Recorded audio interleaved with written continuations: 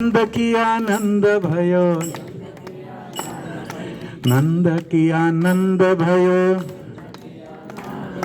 जय कन्हैया लाल की। नंद की आनंद भयो, हाथी घोड़ा पाल की। नंद की आनंद भयो, हरे कृष्णा कृष्णा कृष्णा हरे हरे, हरे राम राम राम हरे हरे।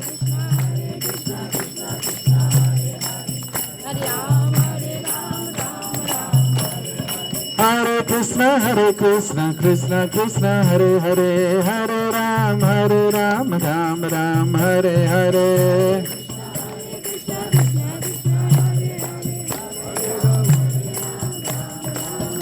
हरे कृष्णा कृष्णा कृष्णा हरे हरे, हरे राम राम राम हरे हरे। हरे कृष्णा कृष्णा कृष्णा हरे हरे, हरे राम राम राम हरे हरे। हरे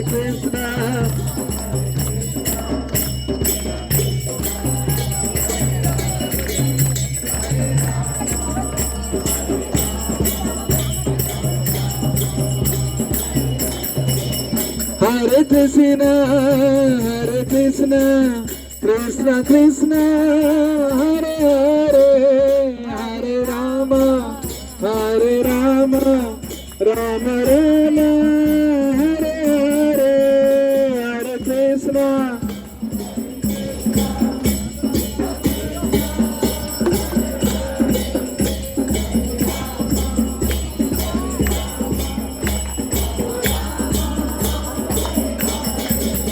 हरे कृष्णा हरे कृष्णा कृष्णा कृष्णा हरे हरे, हरे राम। नंद है, नंद का शब्द है आनंद।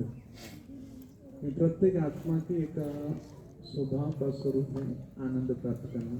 आप लोग आए हैं यहाँ पर कुछ आध्यात्मिक आनंद को प्राप्त करने के लिए, क्योंकि आत्मा के आनंद को कहते हैं आध्यात्मिक आनंद, और इंद्रियों के आनंद को कहते हैं जड़ानंद। तो जड़ानंद से श्रेष्ठ है ब्रह्मानंद, ब्रह्मानंद से श्रेष्ठ है प्रेमानंद। तो भगवान वास्तविक यहाँ आते हैं प्रेम को वितरण करने के लिए। तो प्रेम हम हमेशा भगवान नहीं देते, क्योंकि परम पुरुषार्थ है प्रेम पुमार्थ महा। परंतु कभी कभी विशेष कली में भगवान आते हैं अर्पित करने के लिए। ये प्रेम हमेशा ही भगवान नहीं देता, नर्पितम चरिम चिरा तो देते नहीं, परंतु ये प्रेम को तो वितरण करने के लिए वो होलसेल। तो यहाँ ब्रज में ही ये प्रेम है, क्योंकि प्रेम जिसके हृदय में होता है, जैसे जो हिरण के अंदर कस्तूरी होता है, इसकी सुगंध ही तो जंगल में फैलता है, परंतु उसको पता नहीं चलता है उस हिरण को। तो ऐसे ही जो राधारानी के अंदर जो प्रेम है, जिस प्रेम से स्वयं भगवान भी वशीभूत हो गए,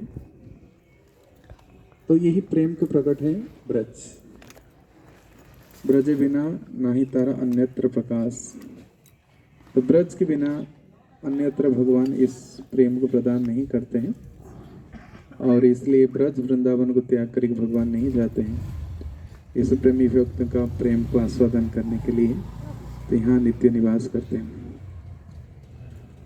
तो इसलिए ब्रज में सभी क्षेत्र में भगवान ने अपने संचंक्रमेण पदना, अपने ही पैर में चल करके इसको पावन किए। तो ऐसे मधुबन भी बहुत पवित्र है, क्योंकि भगवान वहाँ पर प्रकट हुए। लेकिन वृंदावन और ब्रज और अत्यधिक पावन है, क्योंकि भगवान यहाँ पर चल करके गोचरण आदि किए, रासलीला आदि किए। तो इसलिए स्वचंक्रमेण नित्यदा। तो यहाँ पर भगवान अभी भी गुप्त रूप से ये लीला भी कर रहे हैं।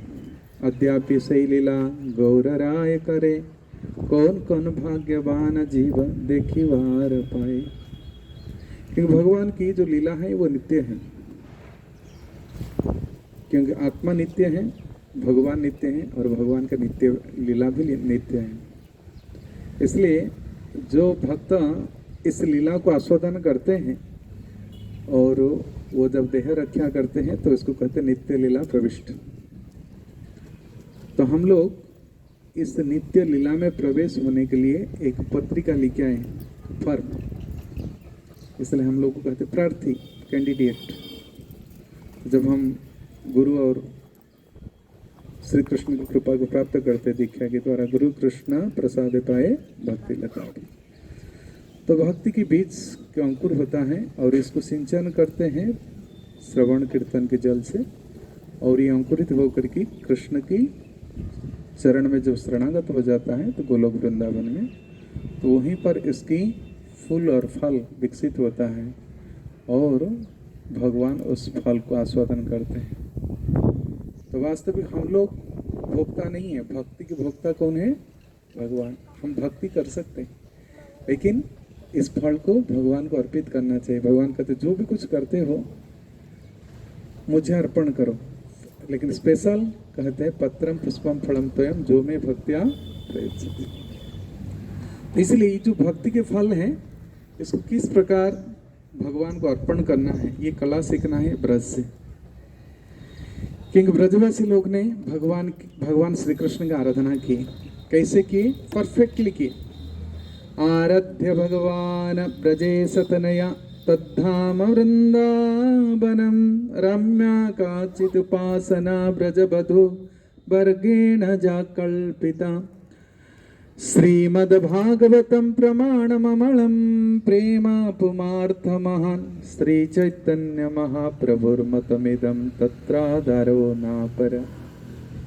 इन्होंने बहुत अच्छी तरह से भगवान श्री कृष्ण ब्रजेंद्र नंदन, वो कौन है? ब्रज किशोर भी हैं, आराध्य भगवान ब्रजेंद्र। तो इस ब्रज में उन्होंने आराधना की। कौन की? रम्या काचित उपासना। काचित मतलब श्रीमती राधा रानी, रम्या मतलब जितने सारी गोपियां हैं, ये ब्रजबधु हैं, वर्गेण आराधना की। इसलिए ये जो स्थान है इसको कहते हैं ये एक रस के स्थान है। जो रस सुखदेव गोस्वामी श्रीमद् भागवतम में दिए हैं, पिबत भागवतम रसमालयम, इसलिए कहते श्रीमद् भागवतम प्रमाण अमलम। इस अमल पुराण में ये रस के निर्जास हुई है, लेकिन इस रस को पीने वाले कौन है? कहते ये रसिक भक्त हैं जो पिपास हुए हैं। तो कहते हैं हम लोग कथा सुनने के लिए पिपास हुए हैं, हमारे भूख है। तो ऐसे ही भक्त थे परीक्षित महाराज। हमारे तो 7-8 घंटा के बाद फिर भूख प्यास लग जाएगी, लेकिन परीक्षित महाराज इस कथा को पी करके उनको 7 दिन भूख नहीं लगा कि प्यास भी नहीं लगा। ना कोई कहे कि मैं थक गया हूँ, थोड़ा सा बेड लगाओ, मुझे थोड़ा नींद लेना है, समाधि लेना है। पिबतम तत् मुखम भोजम अच्युता हरि च्युतं हरि कथामृतम। च्युता मतलब आपकी मुख कमल से निकले हुए अमृतमय कथा को पी करके न तत् बाधते क्षुत्मम, मुझे उस प्रकार भूख और प्यास बाधित नहीं करता है। इसलिए ये रस स्थान है। जो रसिक भक्त हैं, सुखदेव गोस्वामी जो राधा रानी की तोता कहा जाता है, तो उन्होंने उस राधा रानी से प्राप्त किए और वैसे योग्य व्यक्ति ही पिलाए परीक्षित महाराज को, जो बहुत प्यासा थे। भूख नहीं लगे तो भोजन कितने भी रखो तो आपको टेस्टी नहीं लगता। तो इसी प्रकार इस कथा को सुनने के लिए और कथा को समझने के लिए एक क्वालिफिकेशन चाहिए। वो क्या है? लालसा। तत्रम लौल्यम अपि मूल्य एकलम कोटि जन्म सुकृते न लभ्य। कृष्ण भक्ति रस धाविता मति। किसकी मति, मन में ये भावना है कि कृष्ण भक्ति हमको प्राप्त। और कितने लोग चाहते हैं कि हम आए तो तुरंत चल गए गोपी ड्रेस खरीद करने के लिए, लड्डू पेड़ा खरीद करने के लिए, लेकिन कहते क्रियताम जदि कुतोपि लभ्यते, इस भक्ति रस को खरीद करने के लिए कितने लोग की इच्छा है पता चल गया। यदि किसके अंदर है तो कहते क्या पेमेंट करना है। अब सब मोबाइल में कौन सा पे किए, हाँ फोन पे, कुछ लोग गूगल पे भी करते हैं, परंतु रूप गोस्वामी पाद कहते हैं आपको पेमेंट करना पड़ेगा। कौन सा, इंटर पे, वो है लालसा, लार आ जाए तो अंदर से, कहते तत्रम लौल्यम अपि मूल्यम एकड़म, इस मूल्य को चुकाना पड़ेगा। एनीवे, तो बरसाना में आप लोग अलग अलग स्थान दर्शन कर किए, शायद मुझे पता नहीं कितने स्थान किए, लेकिन तो श्री जी मंदिर आप जरूर गए हैं। नागरीदास है, नारायण भट्ट हैं, उनके समाधि पीछे था, शायद दर्शन नहीं किए होंगे। तो नागरीदास तो उन्होंने ब्रज में माधुकरी स्टार्ट की, और नारायण भट्ट जिन्होंने वो राधारानी का जो विग्रह है जो आप लोग दर्शन करके आए, तो वो जुगल किशोर को प्रकट कर रहे थे, जैसे हरिदास बांके बिहारी को प्रकट किए, गोपाल भट्ट गोस्वामी राधा रमन को सालग्राम से प्रकट कराए। तो इसी प्रकार ये कुछ विग्रह होते हैं जो भक्तों की हृदय में निवास करते हैं, उनके भाव के अनुसार प्रकट हो जाते हैं। मधु पंडित की राधा गोपीनाथ है, और रूप गोस्वामी पाद की कौन सा विग्रह है, श्री गोविंद। सनातन गोस्वामी की मदन मोहन व मदन गोपाल, और राधा दामोदर जीव गोस्वामी पाद की छैल चिकन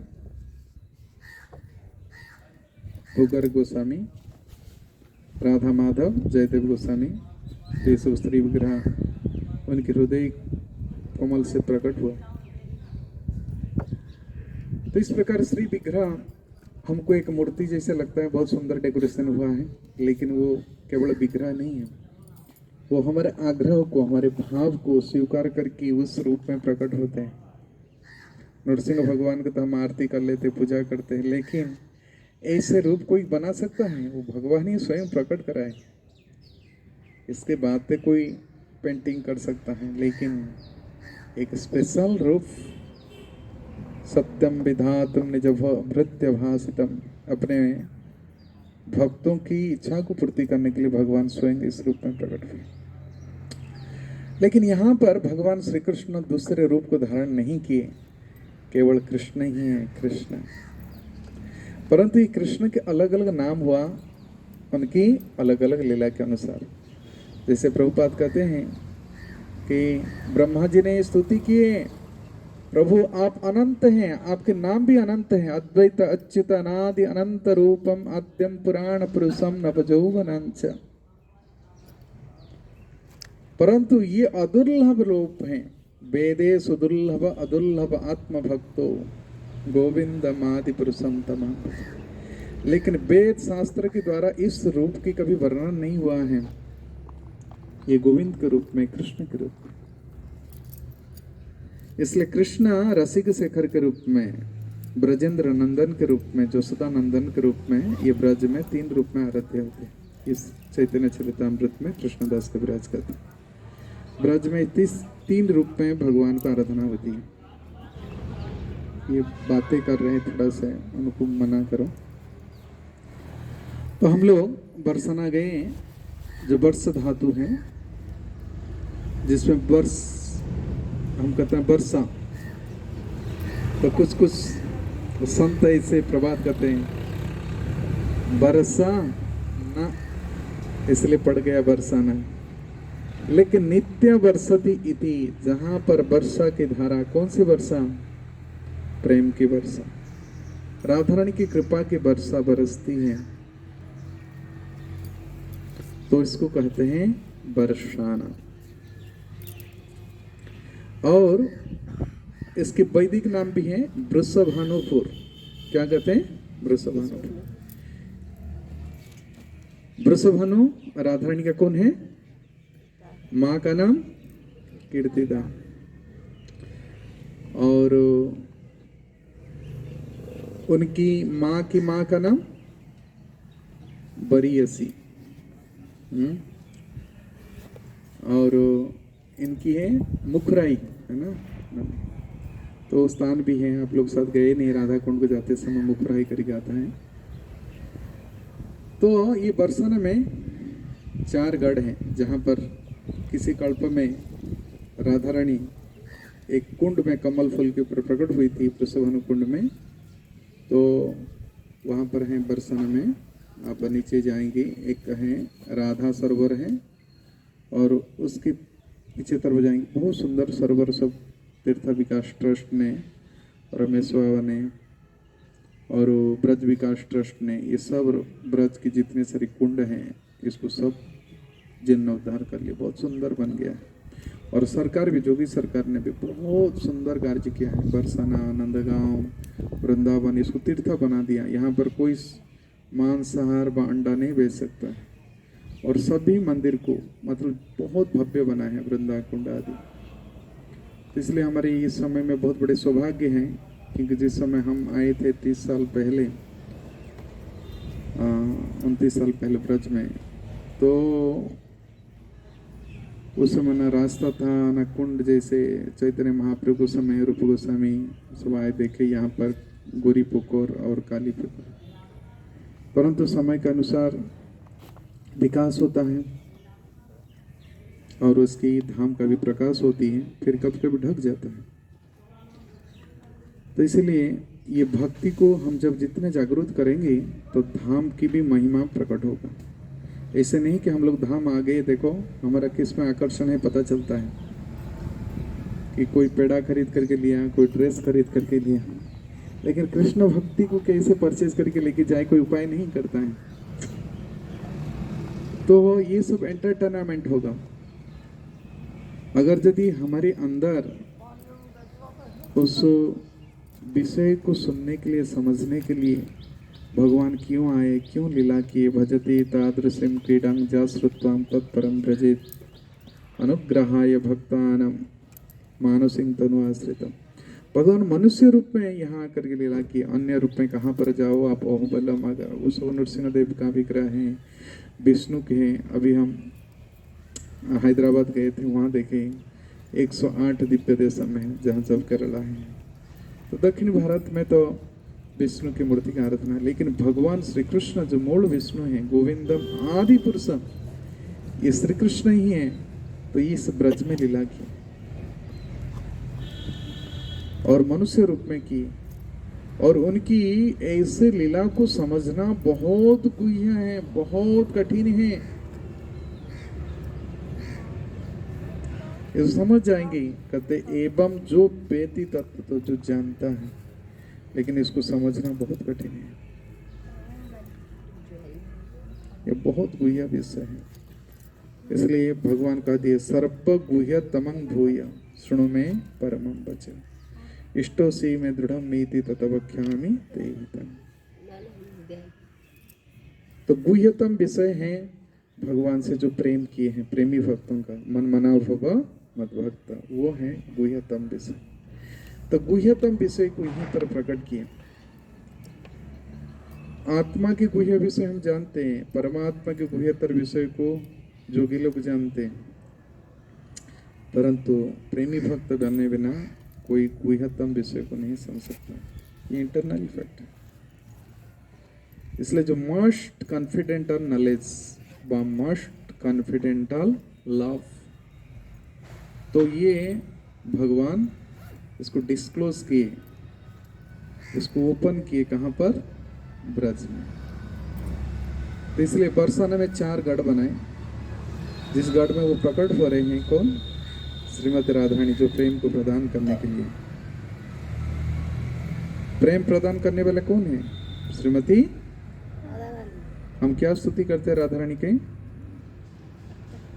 तप्त कांचना राधे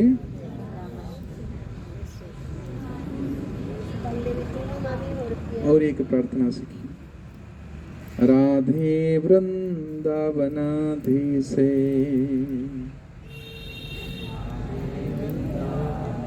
करुणामृतवाहिनी कृपया निजपादाब्जं दास्यं मह्यं प्रदीयताम्।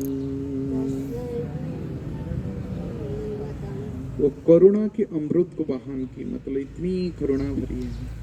प्रार्थना करते ना, करुणा कुरुमयी करुणा करिते। तो कृष्ण करुणा सिंधु हैं, लेकिन सिंधु अपने सीमा पर रहता है, वो बहती नहीं। लेकिन कृष्ण की करुणा को आकर्षित करके श्रीमती राधारानी इसको वितरण कर देती है, इसलिए बहुत कंपेशनेट है। इसलिए अलगढ़ में वो 4 कंपेशन को, इसमें बहुत गुह्य विषय है। हम प्रबोधानंद सरस्वती राधानाथ सुधानिधि में इसके वर्णन किए। कारुण्यामृत, तारुण्यामृत, लावण्यामृत, इसमें राधारानी स्नान करती है, किस प्रकार श्रृंगार धारण करती हैं। तो इसलिए ये गढ़ है। तो पहला गढ़ है वृषभानुगढ़। मैं संक्षेप में बताऊंगा क्योंकि मुझे जाना है प्री ट्रीटमेंट के लिए। तो वृषभानु और कीर्तिदा की कन्या के रूप में राधारानी प्रकट हुई, परंतु जब लीला विस्तार हुआ तो भगवान श्री कृष्ण की करुणा को उन्होंने दान, मान और विलास, शायद मैं आपको बैंगलोर में बताया था कि चैतन्य महाप्रभु ने यही उपदेश दिया हमको, क्या यदि कृष्ण प्रेम प्राप्त करना है, कृष्ण भक्ति प्राप्त करना है तो क्या करना चाहिए?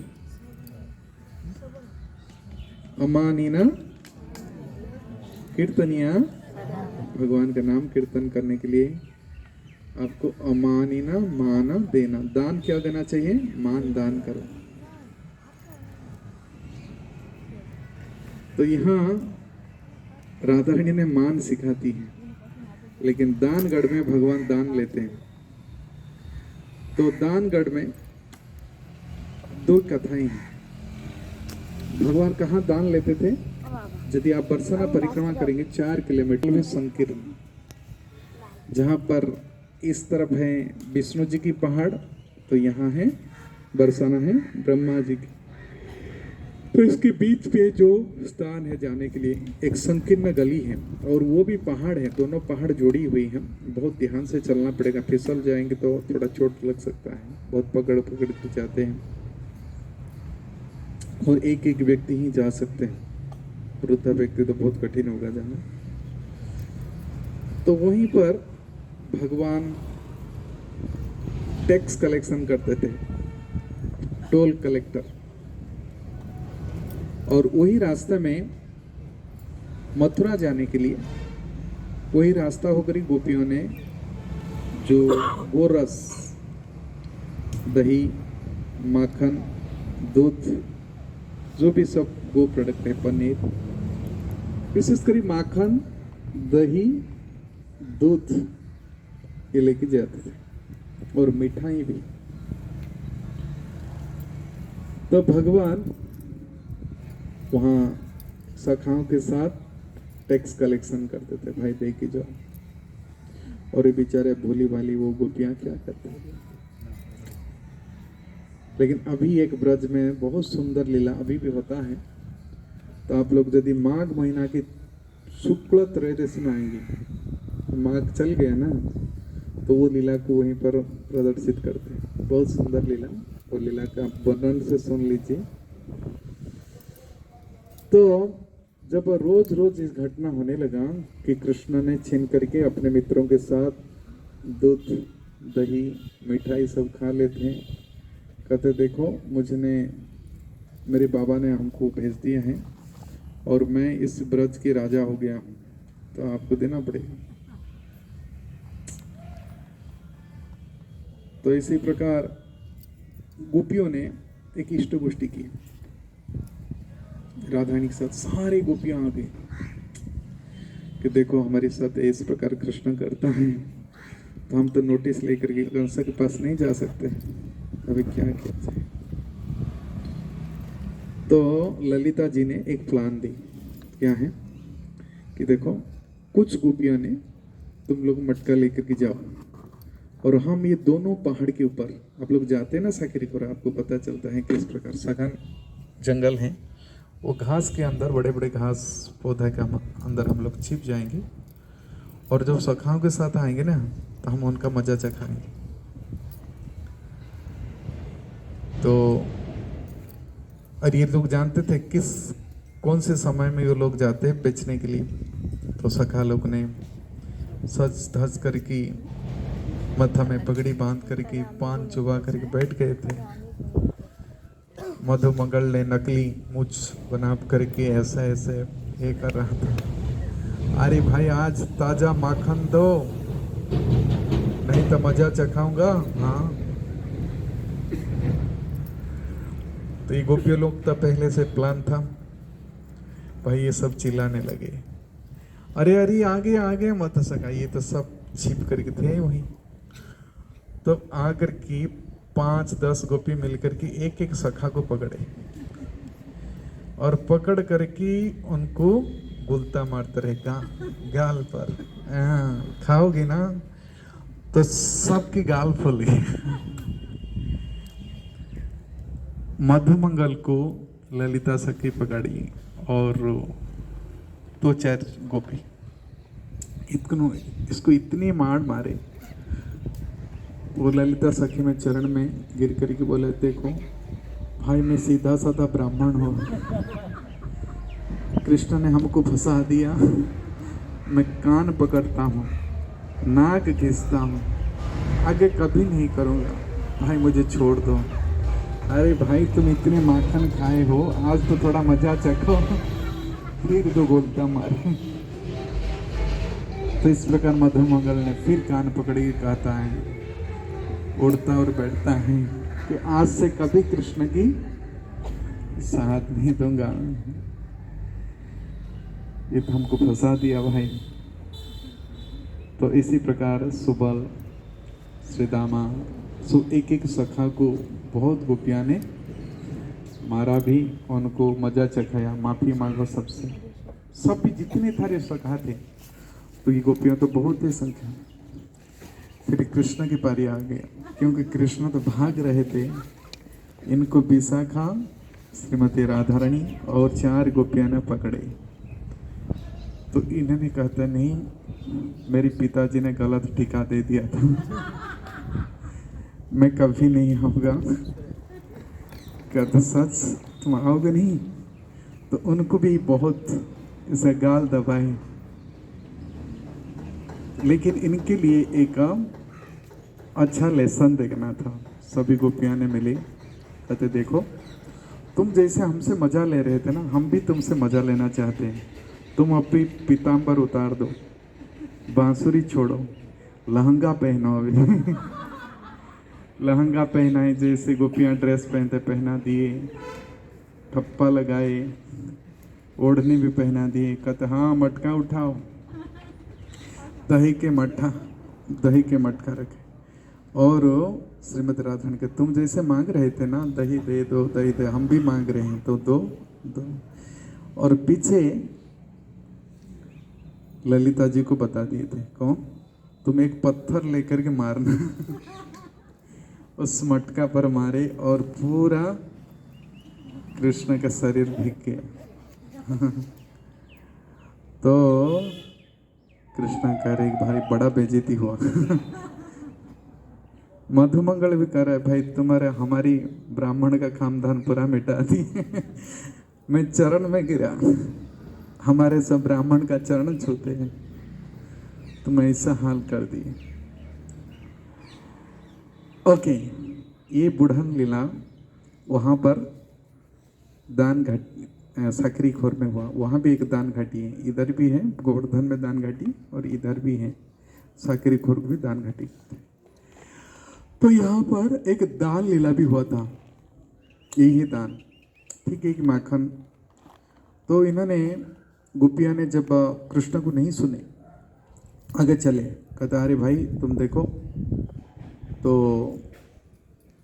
मैं ही अभी ब्रज के राजा हूँ, मैं ब्रजेश्वर हूँ। कहता कौन बताया तुम? हमारी यहाँ की राजा हमारी ब्रजेश्वरी है, श्रीमती राधा रानी की जय। तो ये कहता कौन है? पर जब राधा रानी जा रहे हैं, कहता कौन है तुमको पता नहीं है? मैं ही यहाँ ब्रजेश्वरी हूँ। तुम्हारा आईडी दिखाओ, कौन सरकार छपा है? तो कहता तुम्हारा क्या आईडी है? कहता तुमको पता नहीं है?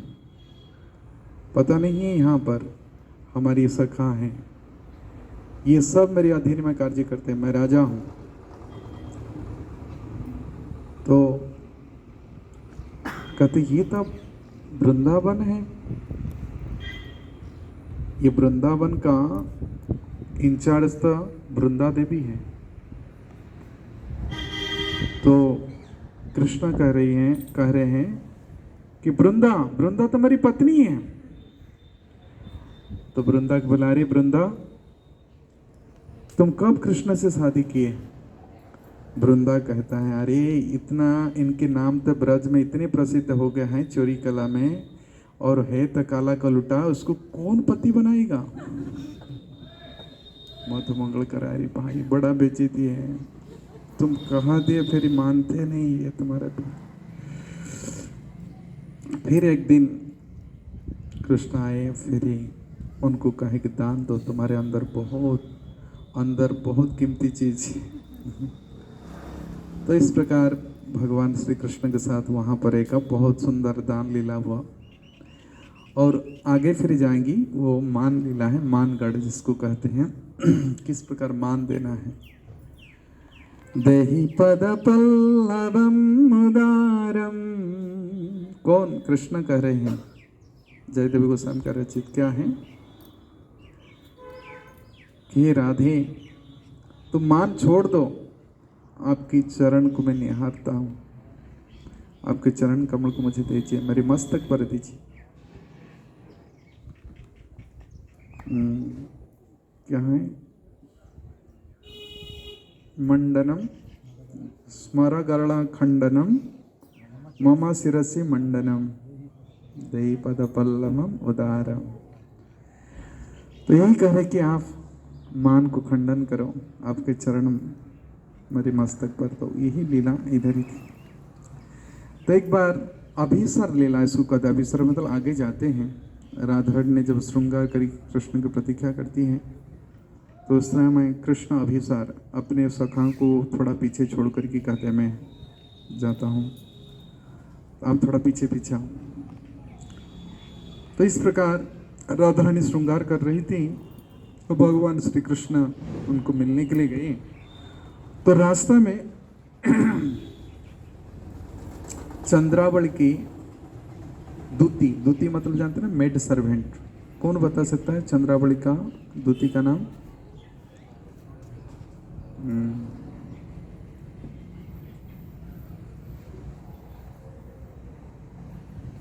जस्ट लिख करके मन से। तो वो दूती आकर कही, कृष्णा तुम देखो ना, अभी मेरे जो सखी हैं चंद्रावली बहुत मर्माहत है, आपके दर्शन के लिए बहुत, उनकी विरह मूर्छा वर्णन नहीं कर सकता। तो उनकी बात सुनकर कि भगवान श्री कृष्ण चंद्रावली की इच्छा को पूरी करने के लिए जब उनकी कुंज में गए, तो यहाँ पर भगवान कृष्ण बहुत समय रह गए। और एक तोता ने चंद्रावली और भगवान श्री कृष्ण के विलास को देखकर के राधारानी के सामने आकर के बोलने लगी, इसको सारी। तो जो वर्णन किए तो राधारानी के अंदर बहुत विरह विषाद उत्पन्न हुआ। अरे ये बहुत कपट है, इनको मैं देखना नहीं चाहूँगी, सखी मुझे मना कर देना उनको, है ना, यहाँ आने के लिए। तो इस प्रकार जब भगवान कृष्ण चंद्रावली से मिलकर के आए, तो राधारानी से मिलने के लिए जब गए, तो सखी ने सब रोक दी। अरे भगवान श्री कृष्ण बहुत दुख में, ये राधा ने मुझसे मिले नहीं, तो वापस आ रहे हैं। तो फिर ही ललिता सखी ने कृष्ण की विरह दशा को देख करके उन्होंने एक मंत्र दी कि तुम देखो, यदि तुम राधारानी से मिलना चाहते हो, तुम इस कृष्ण रूप को छोड़ दो। क्या रूप धारण करना है? एक सखी रूप धारण करो, और तुमको श्रीमती राधारानी, क्या इसको बोलते हैं, तानपुरा, क्या इसको कहते हैं, तानपुरा को क्या बोलते हैं, इसको बजाती है राधारानी, तानपुरा बोलते हैं ना, अलग अलग धुन होता है, लंबे से होता है, बीना, यस बीना। तो बीना बजाने की कला ललिता ने उनको सिखाई, और किस प्रकार गीत भी प्रस्तुत करना है राधारानी का विरह को दूर करने के लिए, ते भी कृष्ण को, और कृष्ण को श्रृंगार कर दिए एक सखी के रूप में, और उनके मुंह को ढक दिए, पल्ला जैसे ढकते हैं, आंख सिर्फ, और कहेंगे चलो। तो राधारानी के इस प्रकार विरह दशा, इतनी ताप बढ़ गया था, आंख से आंसुओं की धारा बह रही थी। तो उस समय ललिता सखी ने कही, सखी कि एक नई सखी आई है आपके अनुगत होने के लिए। कौन है? कहते बहुत गीत संगीत कला में बहुत निपुण है और बिना वादन में बहुत निपुण है। ठीक है बोला, और जब राग शुरू करते हैं तो इस राग से राधारानी की शीतलता अनुभव हो रही है। तो एक एक पद गाते हैं तो राधारानी के मन के अंदर जो भक्ति की एक एक स्तर जो बढ़ते हैं ना, प्रेमामृता आस्वादनम, एक एक प्रतिपदम पूर्णामृता आस्वादनम, तो बढ़ती जाती है। तो आखिरी में जब कृष्ण समाप्त करते हैं तो संगीत, तो राधारानी उनके संगीत को सुनकर की कुछ इनाम देना चाह रही थी, लेकिन पहले वो सोची कौन है सखी, मैं जाऊं उनको थोड़ा आलिंगन करूं। और ज्यों ही उन्होंने आलिंगन किए तो कृष्ण के शरीर के स्पर्श से उनको अनुभव हो गया, क्योंकि बांसुरी था। कहती ये तो कपटी वही है। तो इस प्रकार भगवान फिर बिलासगढ़ है, तो जहाँ पर सखियां मिलकर के धूल खेलते हैं, तो उसमें कोई पुरुष लोग को बा ग्वाल बाल को वहाँ प्रवेश का अधिकार नहीं है।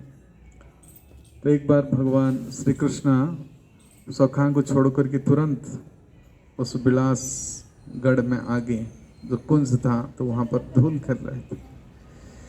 तो सब सखियां मना किया, अरे अरे मत जाओ मत जाओ मत जाओ, ये कृष्ण बड़ा दृष्ट है।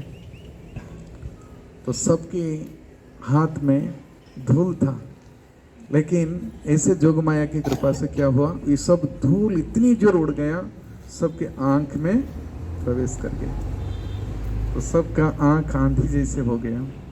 और भगवान वहाँ पर राधारानी के साथ विलास किए थे, इसलिए उसका नाम है बिलासगढ़ की। और वहाँ पर एक मयूर कुटीर है, तो भगवान मयूर के रूप धारण की। तो वृंदावन में जो रास लीला होती है, तो पहला होता है रास, फिर होता है लीला। तो रास में ये दिखाते हैं कि मयूर नृत्य जो है सब कृष्ण मयूर बने। तो मयूर कुटीर है, जब कृष्ण मयूर बन करके गए तो राधारानी भी मयूरनी बन गई। तो यहाँ पर जो नृत्य हुआ, तो ठीक है, आपका जो श्री जी मंदिर है, श्री जी मंदिर की अपोजिट साइड है मान मंदिर, मान मंदिर के बीच में आता है ये मयूर कुटी। तो वहाँ पर फोटो नहीं खींच सकते, तो मयूर का चित्र बना हुआ है। तो जब भगवान और श्रीमती राधारानी कृष्ण राधे दोनों मयूर बन करके, मयूरनी बन करके नृत्य किए तो काला बादल छा गया, रिम झिम बारिश होने लगा और सारे मयूर भी सब पंख खोल करके नृत्य करने लगे। इसलिए कृष्ण ही सर्वाकर्षक है। तो कृष्ण, कृष्ण मतलब पूर्ण, आसक का मतलब है जो आकर्षित करते हैं। तो दो अर्थ हैं, कर्षति इति कृष्ण, सब कुछ आकर्षित करते हैं वो भी कृष्ण है, और जिनकी पावन लीला सबके चित्त को आकर्षित करता है।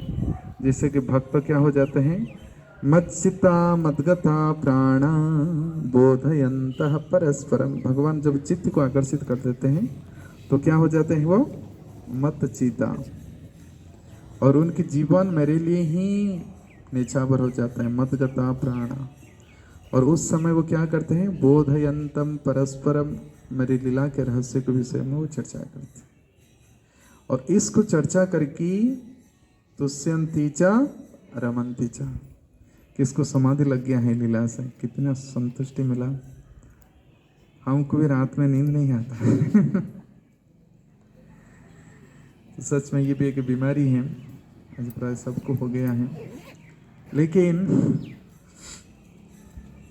रुक्मिणी ने जब एक पत्र भेजी थी, उस पत्र को सुनकर के भगवान श्री कृष्ण भी बोले कि जब से भीष्म की पुत्री कौन, रुक्मिणी ने मुझ में मन लगा दिया, उसी दिन से निसिम च न लभते निद्राम, मुझे भी रात में नींद नहीं आता है। मतलब भगवान उस भक्तों को इतने स्मरण करते हैं उनको पाने के लिए। इसको कहते हैं चित्त। अभी चित्त यदि टेंशन में युक्त हो जाता है ना तो नींद नहीं होगा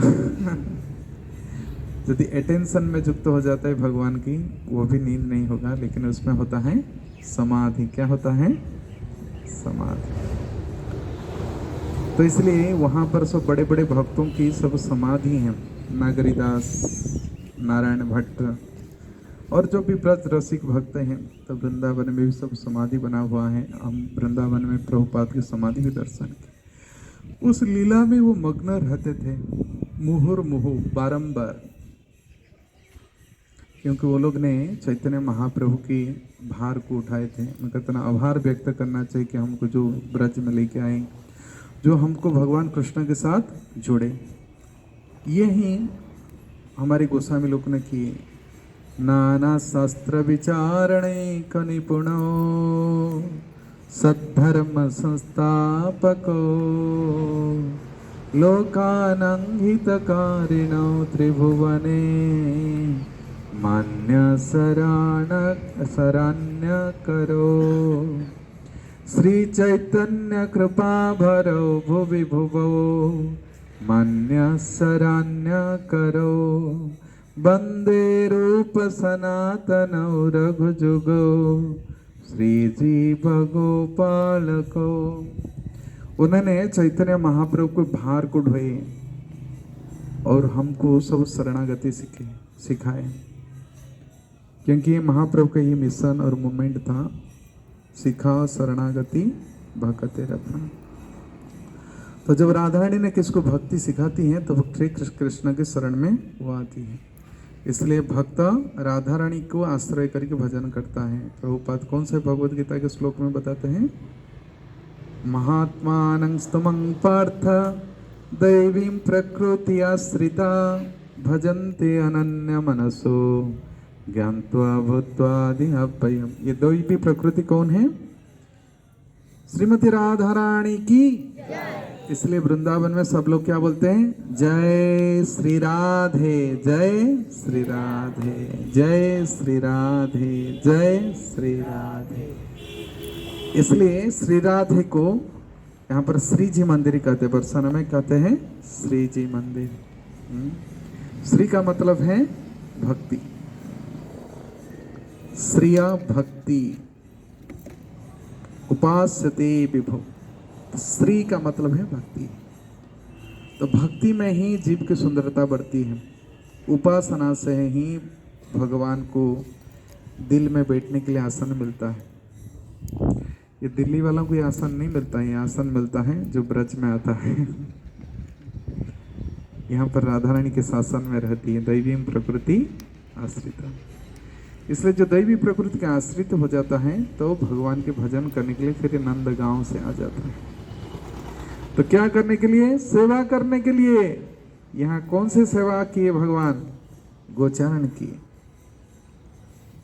इसलिए यहाँ पर ब्रज में गोपाल और गोविंद के रूप में प्रसिद्ध है।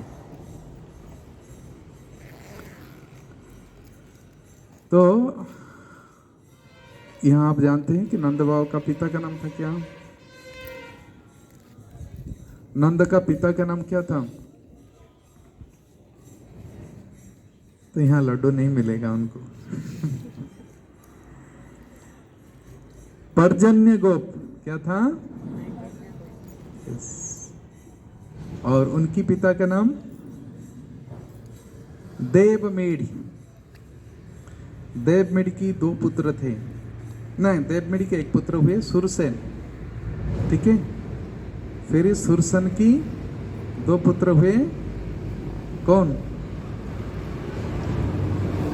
तो पर्जन्य गोप, नहीं सॉरी, पर्जन्य गोप और सुरसेन, ये देवमेढ़ी के 2 पुत्र हैं। देवमेढ़ी के 2 पुत्र हुए सुरसेन और पर्जन्य गोप। तो सुरसेन एक क्षेत्रियाणी से विवाह की, जिससे वसुदेव, किससे? सुरसेन, उनका नाम है महिषी, करेक्ट, महिषी। इनका नाम है बरियसी, इनका नाम महिषी। तो और इन्होंने, नंद बाबा ने एक गोप कन्या से विवाह किया। उनके पिताजी भी इस प्रकार पर्जन्य गोप। तो उनसे 5 पुत्र हुआ था। क्या है? नंदराय, उपानंद, श्रीनंद, नंदन और नंद। तो नंद बाबा थे बीच वाले। तो इन्होंने बहुत बड़ी तपस्या की थी, जिससे कि भगवान ब्रह्मा जी प्रसन्न होकर वर दिए थे कि इनको ऐसे ही पुत्र होगा जो 3 लोक के ईश्वर है। तो इसलिए नंद बाबा के पुत्र के रूप में प्रकट हुए भगवान श्री कृष्ण। सब लोग को जानते हैं कि वसुदेव के पुत्र के नाम से प्रसिद्ध हैं, लेकिन ब्रज प्रसिद्ध, हम ब्रज में प्रसिद्ध हैं भगवान श्री कृष्ण। किसकी पुत्र हैं? जसोदानंदन ब्रज जन रंजन।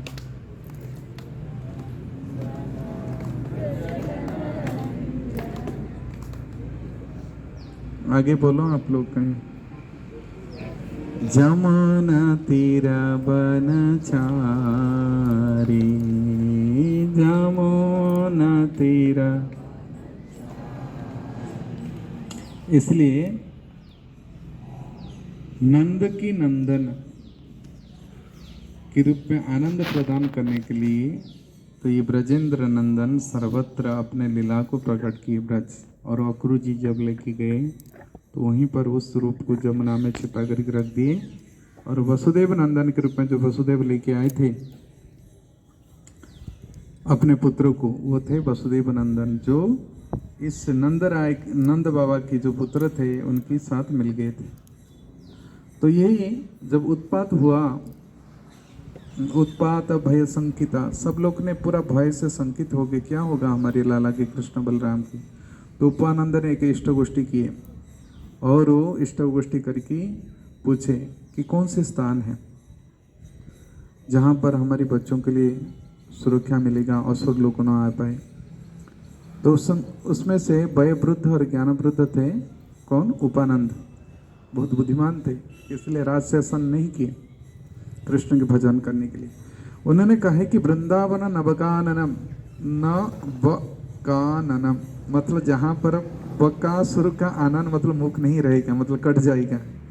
और वृंदावन में न कानन है, जिसको उपवन कहते हैं, बहुत सुंदर है। तो सब लोग ने, सब ब्रजभाष ने यहाँ पर इष्टगुठी किए थे, सब ताली बजे, बहुत अच्छा है, बहुत अच्छा है। ये बात तो सबको अच्छा लगा।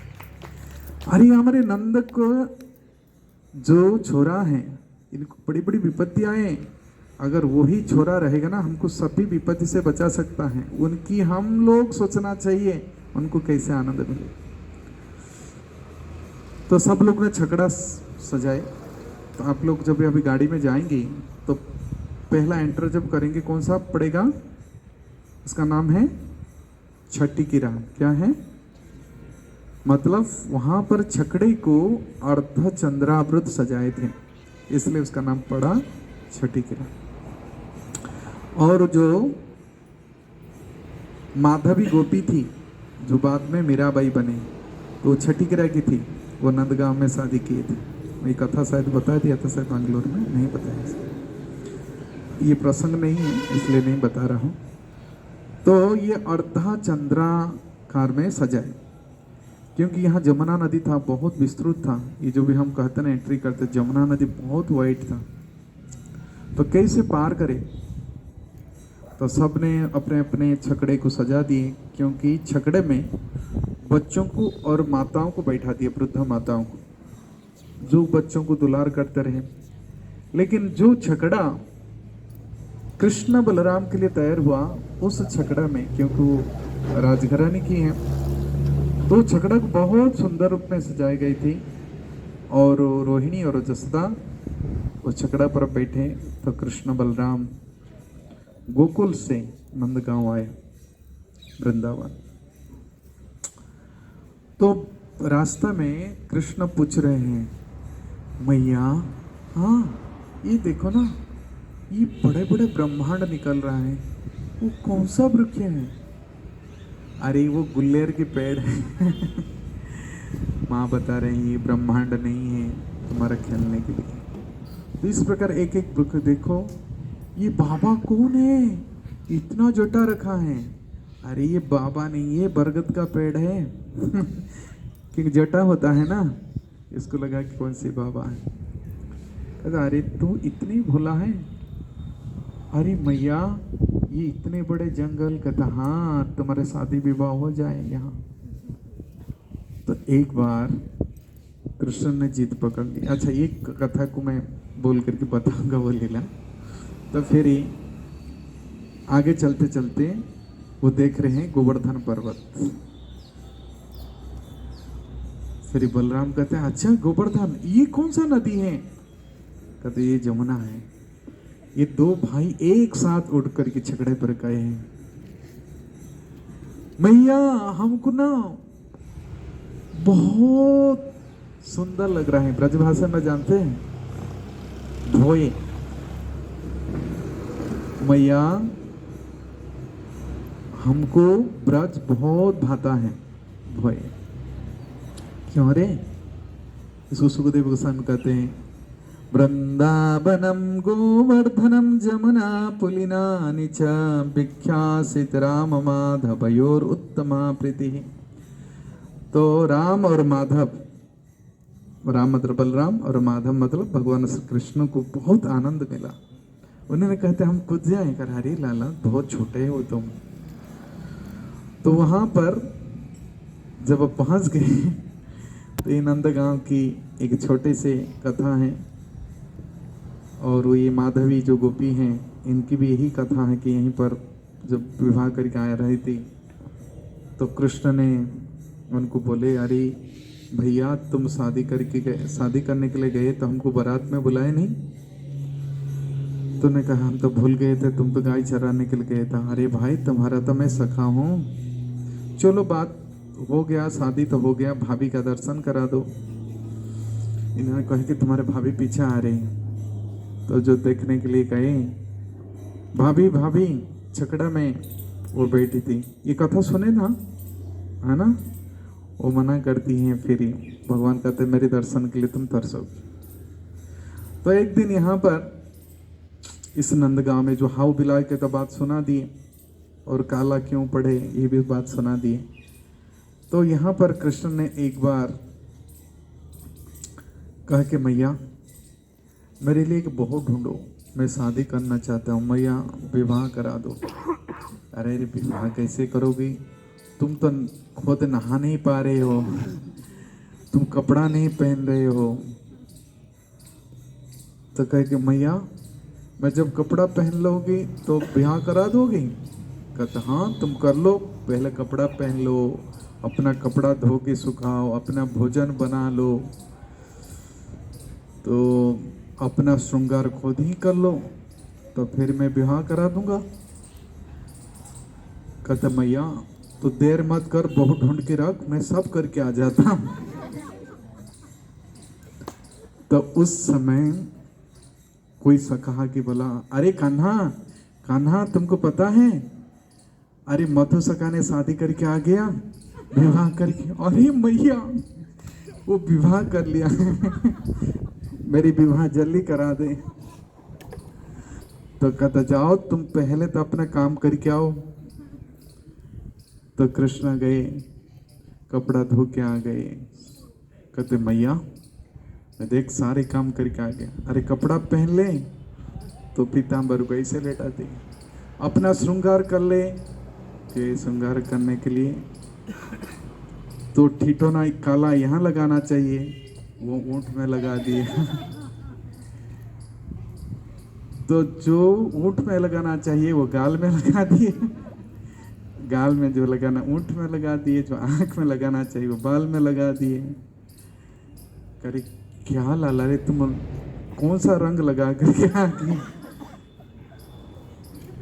तुमको तो कोई पसंद नहीं करेगा। अरे मैया मुझे शादी करा दो जल्दी किससे कराओ, तुम्हारे लिए तो एक ढूंढ के लाओ जो आपको पसंद करे। कहता नहीं मधु सका ने जिसको शादी किया है उससे शादी करा दो अरे लाला वो उनकी बहू है। कहता नहीं वो मेरी मित्र है, उनकी बहू भी हमारी मित्र है। तो इसलिए नंद का आनंद भयो, मतलब भगवान श्री कृष्ण यहाँ पर पिता माता की वात्सल्य रस को पोषण करने के लिए यहाँ पर नंद भवन में प्रकट हुई। तो ऐसे पावन सरोवर हैं जो पीछे जाएंगे तो यहाँ गोचारण करके रहते थे। तो भगवान जब गाय को लाते थे जल पिलाने के लिए, क्योंकि पावन गोप नामक थे, तो उन्होंने इससे सरोवर के निर्माण किए थे उस समय। तो कृष्णा ग्वाल बाल के साथ अपने दाऊ भाई के साथ जब गौ चारण करके आते थे तो गौओं को पानी पिलाने के लिए क्या बोलते थे, पिर पिर पिर पिर पिर पिर पिर। तो ये सब पीने के लिए चल जाते थे। तो फिर पानी पीने के बाद फिर एक आवाज देते थे, तीर तीर तीर तीर तीर। तो फिर सब गाय ऊपर आ जाते थे जैसे बांसुरी की आवाज। तो ये था वृंदा कुंड, नहीं सॉरी पावन सरोवर। तो ऐसे वृंदा देवी हैं जो सारे लीलाओं को संगठन करती हैं। ये पास में है, इस्कॉन को मिला था कुछ समय, लेकिन इसको दीनबंधु प्रभु लिए थे, फिर विवाद करके वो ले लिए। तो वहाँ वृंदा देवी ने भगवान श्री कृष्ण की कहाँ पर लीला होगी तो उसके संकेत कराती थी, वहाँ पर आयोजन कराती थी। और यहाँ पर जो गोचरण करने के लिए लेके जाते थे तो उसमें भी ऊँट भी होते थे, भेड़ भी होते थे, बकरी भी होते थे। आप पढ़िए, अजा, अजा मतलब बकरी, मेसम, ये सब शब्द प्रयोग हुआ है। तो वहाँ पर आप जाएंगे तो गौओं की खुर के निशान है। ये चरण पहाड़ी है, 2 चरण पहाड़ी है, एक काम्यवन में भी चरण पहाड़ी है, तो यहाँ भी चरण पहाड़ी, 3 जगह है, और एक ब्रज में हाथी ऊंट का भी है। भगवान श्री कृष्ण जब बांसुरी बजाए थे वो पहाड़ ने पिघल गया और सब जितने सब गाय थे, वो गाय पाँच जितने सब जानवर थे, तो सबके चरण के निशान हो गए पर चरण पहाड़ी। तो संक्षेप में इसे जो ऊपर जा कर के आपको क्योंकि धूप था ना, वो शाम को आते हैं बस सवेरे आते तो लेके पूरा दर्शन करा देते हैं चार तरफ, कहाँ कहाँ हाउ बिलाऊ है। पावन सर्वत में यहाँ जा सकते हैं। तो नंदगांव में ये 4 किलोमीटर क्षेत्र में व्याप्त है। ठीक सेम ही बरसाना भी 4 किलोमीटर क्षेत्र में व्याप्त है। 4 कोस, सॉरी 4 किलोमीटर 4 कोस। तो अभी तो संकीर्ण हो गया है, तो आप बरसाना 1 घंटा में परिक्रमा कर सकते हैं। और नंदगांव का भी परिक्रमा की सीमा है 1 घंटा, जैसे वृंदावन लगता है ये भी 1.5 घंटा 2 घंटा लग जाता है, थोड़ा कम लगता है समय। तो इस क्षेत्र को यदि सुने भी मन से भी परिक्रमा हो जाएगा, लेकिन सौभाग्य मिले तो कभी कभी ब्रजमंडल परिक्रमा करके इसके लाभ उठाना चाहिए। और इस पावन सरोवर की जल को आप आचमन करके अपने को, तन को, मन को और अपने भावना को भी पावन बना सकते हैं। हरे कृष्णा कृष्णा कृष्णा हरे हरे। हरे राम राम राम हरे हरे। लेकिन अवश्य सनातन गोस्वामी की भजन कुटीर यहीं है पास में, ही जो गौड़िया मठ है देखो ये पीछे ही है, तो यहाँ पर सनातन गोस्वामी की भजन कुटीर है, तो यहाँ दर्शन करके अवश्य जाइए। ठीक है। नंदगांव की श्री श्री कृष्ण बलराम की जय, नंद बाबा की, जसोदा मैया की, दाऊ भैया की, सुबल सुदामा सखा की जय जय श्री राधे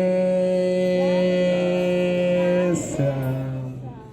हरे कृष्णा कृष्णा कृष्णा हरे हरे, हरे राम राम राम हरे हरे। और ब्रज में आपको एक अच्छी अनुकूल हवा शायद लग गया होगा, क्योंकि यहाँ आने पर प्राय साधुओं का मन क्या होता है, अनन्य चेता हो जाता है। जो भगवान गीता में बता रहे हैं कि मुझे प्राप्त करने के लिए क्या उपाय चाहिए, अनन्य चेता सततम जो मां स्मरति नित्य सा तस्याहं सुलभ पार्थ नित्य युक्तस्य जोगिना। मैं उसके लिए बहुत सुलभ हो जाता हूँ, दुर्लभ नहीं। तो यहाँ अनन्य होने के लिए ना बहुत ही, क्योंकि यहाँ जो भक्त है ना वो अनन्य चिता है, उनके संग करने से रंग मिल जाएगा। लेकिन कभी नेगेटिव नहीं देखना है ब्रजवासियों का, अरे बीड़ी पी रहे हैं या कुछ कर रहे हैं, इनके हृदय को आप लोग नहीं नाप सकते। इसलिए जितने समय ब्रज में आते हैं अनुकूल भाव लेकर के आना चाहिए और अच्छे भाव से उनको संगति करें और कृपण ना हो, है ना। जो भी कुछ हमको भगवान दिए हैं ब्रजवासियों को सेवा में करना चाहिए। श्रील प्रभुपाद की, नंदगांव की, समवेत भक्त वृंद की जय। निताय गौर हरि प्रेमानंदे। तो यहाँ प्रसाद बांट दे नंदगांव की आनंद।